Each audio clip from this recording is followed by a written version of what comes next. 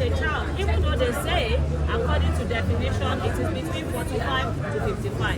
Today we've had people who are menopausal at 38, you know, and we have people who are menopausal past the menopause age and they were still having children because they say you can't have children anymore.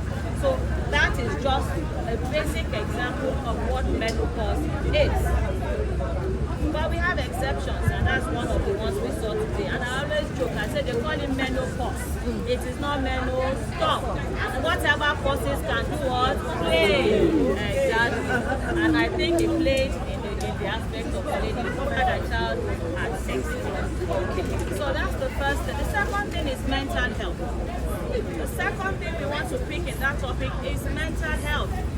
So what is mental health? Mental health includes our emotional, psychological, and social wellness.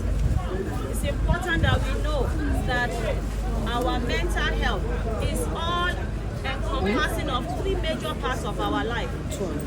Emotion, our emotional life, our psychological life, and our social well-being. It affects how we think, which is our cognition, how we rationalize things, how we feel, which is our emotions, and how we act, which is behavior. All these three things are linked together. There's no behavior first without thoughts. It is how we think that determines how we feel, then how we behave. It's just one thing. When you ask actresses and they are just crying and you say, how do you just cry like that? They will say, I think or I thought of something negative that happened to me and I began to feel sad and then I began to cry. So that is basically what our mental health is. It also helps us to determine how we handle stress. I'm sure we know that it's very stressful here, right? And it's not only here, life itself is stressful.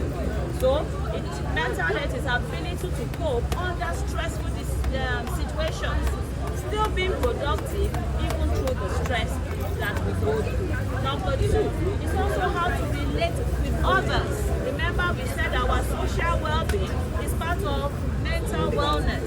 So it is important for us to relate well. Our interrelational skills with others are very important. Some of us will say, I just want to be alone. If you want to be alone, you will not be in a good state of mind because we were not born to be alone. Human beings are social beings, and so it's very important to interrelate with other people. And the third thing is how to make healthy choices in life. If you are going to be in a good mental health space, you must learn how to make healthy choices. You see that a lot of things we'll be going through. You see the challenges we want to go through now. You'll be making choices, you know, and there are a lot of choices that affect us, both our mental health and even our menopausal state. I don't want to digress, but generally we need to know that we need to make healthy choices so that we can be well mentally, so that there will be no anxiety, so that there will be no anger, so that there will be no any form of disturbances to how you feel emotionally. So it's very important that we know that. So